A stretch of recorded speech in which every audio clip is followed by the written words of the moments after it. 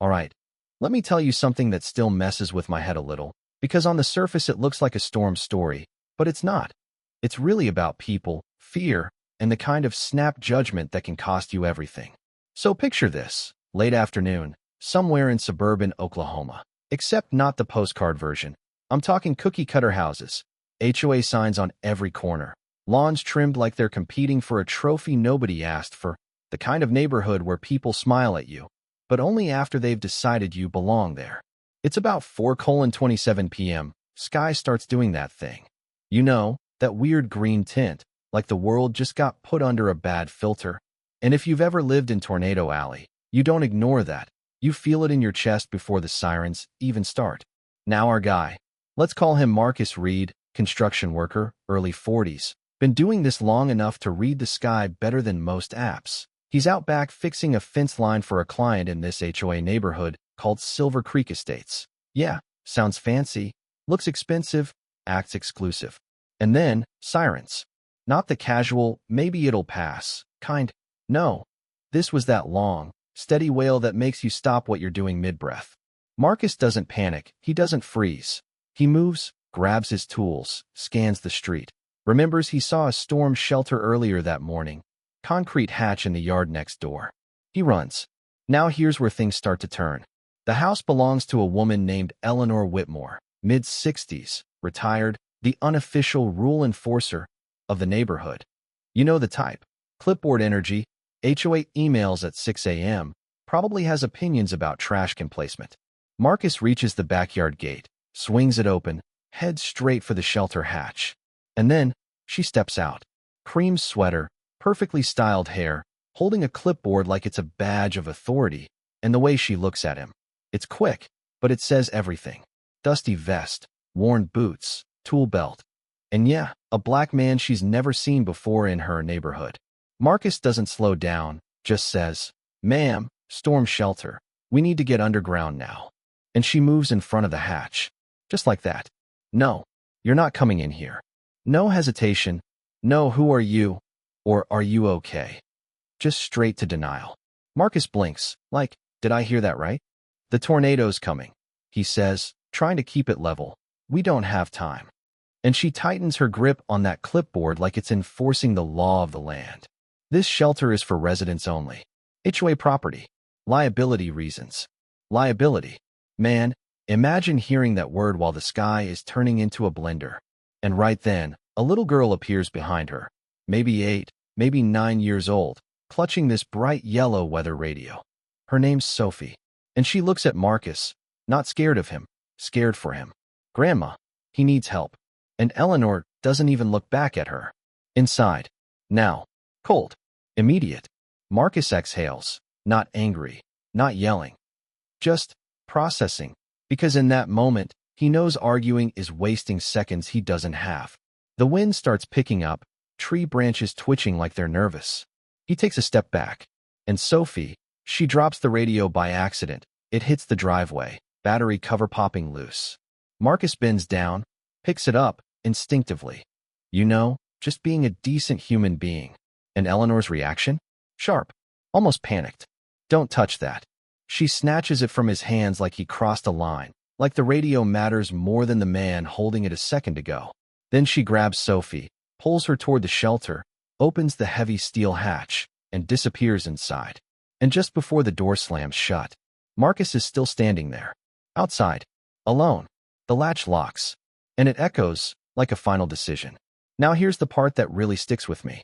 About maybe 20 seconds later, you hear Sophie's voice muffled from inside.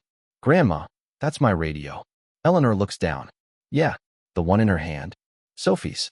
Marcus's radio is still clipped to his belt, the one he uses on job sites, the one he didn't even think about, because he was too busy trying to survive. Meanwhile, the wind shifts, not stronger, different. And if you've ever been close to a tornado, you know exactly what I mean. The air goes heavy, like it's holding its breath. Marcus doesn't run back to the door. He doesn't bang on it. He doesn't beg. He turns and sprints toward his truck parked on the street, slides underneath the frame, presses himself into the dirt. Because sometimes survival isn't about pride, it's about whatever option you have left. And then, it hits. Not the tornado itself, not yet, but the sound, like a freight train tearing through reality, low, violent, unstoppable. Houses start groaning, wood cracking, debris lifting like it forgot gravity existed. 4 blocks away, touchdown. And Silver Creek Estates? Right in the path.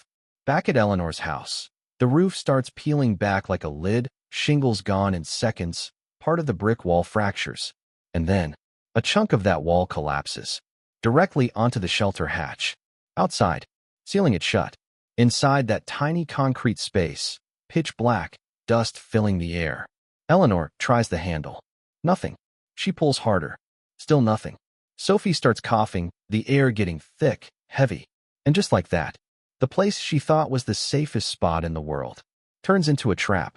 Meanwhile, outside, Marcus hears it. Even through the wind, even through the chaos. Faint. Desperate. Someone pounding. Someone screaming. And right there, under that truck, he has a choice. Stay where he is, maybe survive. Or crawl back out into a storm that is literally tearing houses apart. All right, let's pause the movie for a second, because what just happened back there? That wasn't random. That was a pattern. And if you've lived around HOA neighborhoods or studied how people react under pressure, you've seen versions of this play out before.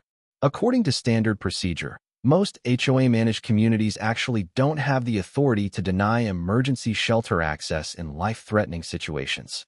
Yeah, they can regulate amenities, pools, parking, all that petty stuff.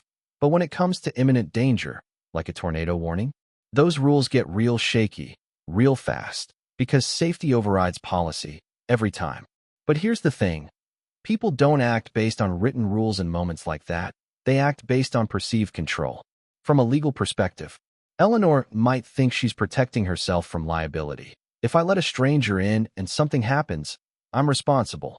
That's the logic running in her head. But ironically, denying access in an emergency can create even bigger legal exposure, especially if harm occurs and it's proven that aid was unreasonably withheld. But honestly, this isn't just about HOA rules. This is a psychological trap. See, when fear hits, real, primal fear, the brain starts sorting people into 2 categories real quick: safe versus threat, in-group versus out-group. And it does it using the fastest shortcuts it has: appearance, familiarity, environment. Marcus wasn't a man needing shelter in Eleanor's mind. He was someone who doesn't belong here. And once that label locks in, everything else gets filtered through it. Even logic, even a screaming tornado siren. That clipboard she was holding, that wasn't just paper. That was identity, control, authority. In a moment where she felt powerless against the storm, she clung to the one thing she could control: who gets in and who doesn't. And Sophie, the kid, she hadn't learned that filter yet. She saw a human being, needed help. End of story. The lesson here is, the most dangerous decisions aren't always made out of hate. Sometimes they're made out of fear dressed up as responsibility. And that's what makes them harder to recognize and a lot harder to fix in real time. Now let's go back, because while all of that is happening inside Eleanor's head, outside, Marcus is about to make a decision that flips this entire story on its head. So, back under that truck, wind screaming overhead, dirt hitting his face like needles. Marcus hears it again, faint, desperate, banging, coughing. And you gotta understand, in that moment, nobody would blame him for staying put. Seriously. The woman just shut him out, looked him dead in the eye, and said, "You don't belong here," locked a steel door between them like that was the end of the conversation. Storm's here, survival mode is on. Every instinct says stay down, stay alive. But Marcus? He exhales, quick, sharp, like he's making a decision he already knows the answer to. Nah. And just like that, he moves. He slides out from under the truck into pure chaos. Wind nearly knocking him sideways. Debris flying past like missiles. Wood, glass, insulation. The air is basically weaponized at this point. He keeps low, one arm shielding his face, the other gripping his tool belt, boots digging into the ground, step by step toward that house. Except, it's barely a house anymore. Roof's half gone, windows blown out, part of the brick wall collapsed into the backyard. And then he sees it. The shelter hatch. Buried on one side, a slab of broken masonry pinning it down like a lid on a coffin. And underneath? That sound again. Sophie, coughing, crying. Grandma. I can't breathe. That hits different. Marcus doesn't hesitate. He drops to his knees, hands already moving, scanning, calculating, construction brain kicking in, weight distribution, leverage, angles. He grabs the pry bar from his belt, that same tool he uses to rip apart old wood, pull nails, force things open. Now it's the difference between life and death. He wedges it into the narrow gap between the hatch and the debris, tests it once. Doesn't budge. Wind roars louder, like it's trying to drown everything out. Inside, Eleanor is pulling at the handle again. Useless, her breath getting faster, panic rising, the space shrinking, oxygen thinning, dust choking the air. For the first time, control is gone. Completely gone. Back outside, Marcus adjusts his stance, plants his boots deeper into the mud, one knee down, one foot braced. Come on. He pushes. Metal groans. Nothing. He resets, shifts the angle, finds a better leverage point. Pushes again, harder this time. The pry bar bends slightly. The debris shifts just enough to make a sound. A crack, small but real. Inside, Sophie hears it. Grandma, someone's there. Eleanor freezes.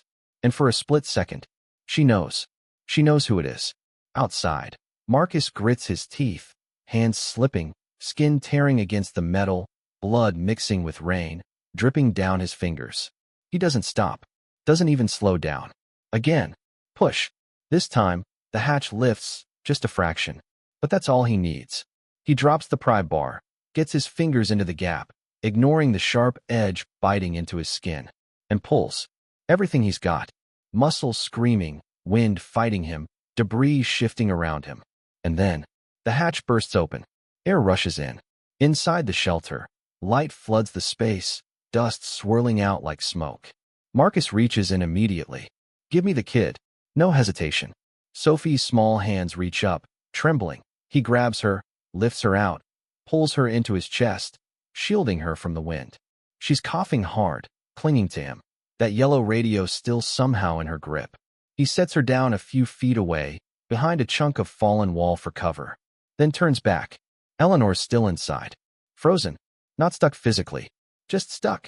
Processing. The same man she denied. Standing there, bleeding, soaked, fighting a storm. To save her. Ma'am, Marcus shouts over the wind. We gotta move. That snaps her out of it. She reaches up, slower than Sophie did. Heavier. Weaker. Marcus grabs her arms, braces, pulls her up and out of the shelter, just as. Crack. The back wall of the house gives way. Collapses inward. Right into the space they were just in. Another few seconds? That shelter becomes a tomb. No question. They stumble away from the wreckage, all three of them dropping onto the grass, or what's left of it, soaked, shaking, covered in dust and debris. The storm's already moving past now, the worst of it shifting down the block, leaving behind that eerie, ringing silence. The kind where your ears are still buzzing, but everything else feels still. Sophie curls into Marcus, still coughing but breathing, really breathing now. Eleanor sits there, hands trembling in her lap, staring at them. At him. At his hands. They're torn up, cuts, blood, dirt packed into the skin, evidence of exactly what it took to open that door. And for a moment, she doesn't say anything. Can't. Because what do you even say? Sophie looks up first, voice small, raw. Grandma. She holds up the radio slightly, like it matters again now. He came back. He just wanted to give this back. That line lands. Hard. Eleanor's eyes flick back to Marcus, really seeing him this time. Not the vest, not the boots, not the assumptions. Just the man who made a choice. And slowly, almost uncertainly, she reaches out her hand. Not commanding, not controlling, just reaching. Marcus looks at it for a second, then takes it. No speech, no lecture, just that quiet acknowledgement. That something shifted, not just outside, with the storm tearing through houses, but inside, where it matters more. And as they sit there in the aftermath, sirens in the distance, neighbors starting to emerge from whatever shelter they found. There's this unspoken truth hanging in the air. The man she locked out in fear was the only one who came back. So, what do we do with a story like that? Because it's easy, really easy, to turn this into a clean little moral, wrap it up with a bow, say something like, be kind to others, and call it a day. But that's not honest. And honestly, it's not useful either. Because what happened here, it wasn't just about kindness. It was about perception, fear, control, and the kind of split-second decisions that reveal who we really are when things fall apart. The lesson here is most people don't think of themselves as the bad guy in their own story. Eleanor didn't wake up that morning planning to deny someone's safety. She probably thought she was being responsible, protecting her property, following the rules, minimizing risk, all the things people tell themselves when they want their decisions to feel justified. But here's the uncomfortable part. Intent doesn't erase impact. And fear? Fear is incredibly good at disguising itself as logic. This is private property. Those are the rules. I don't know him. All of that sounds reasonable, until you zoom out and realize what's actually happening. A human being asking for help during a life-threatening moment and being turned away. This is a psychological trap, and it shows up everywhere, not just during storms. Different neighborhood, different situation, same pattern. We sort people. Fast. We decide who feels safe, who belongs, who doesn't. And once that decision is made, we defend it, even when the evidence is literally standing right in front of us. And yeah, sometimes it's subtle.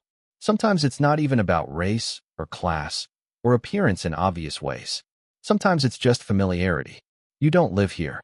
I've never seen you before. You're not one of us. And just like that, a line gets drawn. From a legal perspective, sure, there are arguments about liability, about private access, about responsibility. But none of that matters in the moment where someone's life is on the line. Because laws can be interpreted, policies can be debated. But humanity? That's immediate. That's instinct. Or at least, it's supposed to be. And that's what makes Marcus's decision hit so hard. Because let's be real for a second.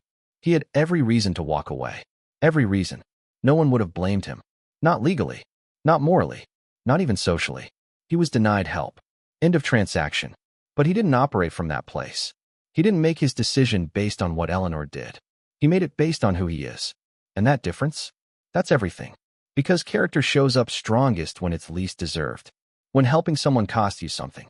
When there's no guarantee of recognition, no promise of gratitude. Just a choice.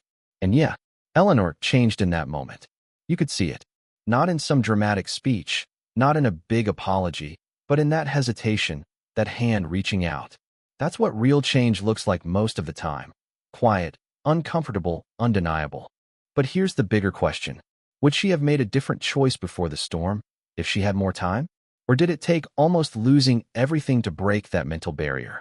Because if it's the second one, then that's something all of us should probably sit with for a minute.